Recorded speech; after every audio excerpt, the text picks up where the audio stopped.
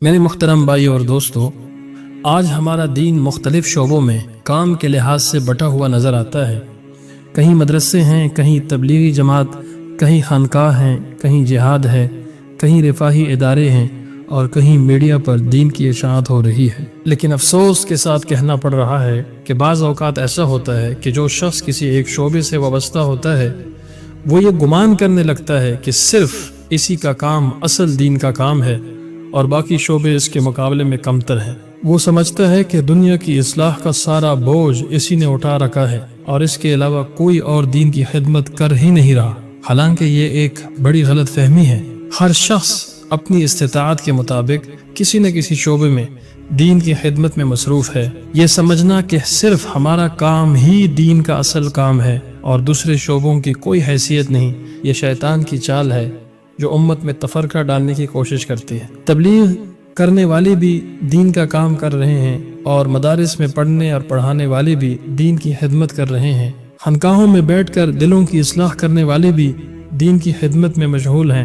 جہادی محاذوں پر اپنی جانوں کا نذرانہ پیش کرنے والے بھی اللہ کی راہ میں ہیں، اور سیاست کے میدان میں ظلم کے خلاف کھڑے ہونے والے بھی دین کے سپاہی ہیں۔ رفاہی تنظیمیں بھی دین کی خدمت میں پیش ہیں اور ختم نبوت کا پیغام دنیا بھر میں عام کرنے والے بھی۔ آج کے دور میں جو لوگ سوشل میڈیا پر لوگوں کے اشکالات اور اعتراضات کے جوابات دیتے ہیں وہ بھی دین کا کام کر رہے ہیں۔ جو افراد آن لائن مختلف چینلز پر دین کی باتیں لوگوں تک پہنچا رہے ہیں وہ بھی دین کی خدمت انجام دے رہے ہیں۔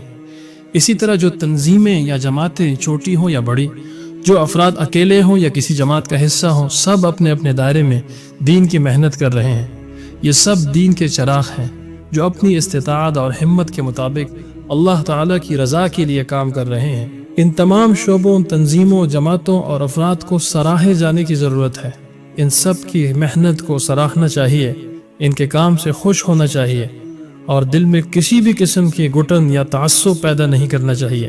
تو میرے محترم بھائی اور دوستو، جو لوگ اس قسم کے غلو، انتہا پسندی کا شکار ہیں، انہیں چاہیے کہ وہ اپنی اصلاح کریں، اپنے دل سے یہ گمنڈ نکال دیں اور اس تنگ نظری سے خود کو آزاد کریں۔ ہر شعبے کے افراد کو دوسرے شعبوں کی قدر اور احترام کرنا چاہیے، کیونکہ سب کا مقصد ایک ہی ہے، اللہ کے دین کو غالب کرنا اور انسانوں کی بھلائی کے لیے کام کرنا۔ ہم سب کو چاہیے کہ ہم دین کے ہر شعبے کو ایک قیمتی موتی سمجھیں، ہر شخص کو اپنے دائرے میں کام کرنے دیں اور ایک دوسرے کی عزت کریں۔ کوئی بھی شعبہ دوسرے سے کمتر نہیں۔ اگر دعوت و تبلیغ کا کام لوگوں کے دلوں کو نرم کرتا ہے تو مدارس میں علماء تیار ہوتے ہیں۔ اگر خانقاہوں میں اصلاح نفس ہوتی ہے تو رفاہی تنظیمیں مظلوموں کی خدمت کرتی ہیں۔ اگر جہادی تنظیمیں مظلوموں کی حفاظت کرتی ہیں تو سیاست کے میدان میں ظالموں کے خلاف آواز بلند کی جاتی ہے۔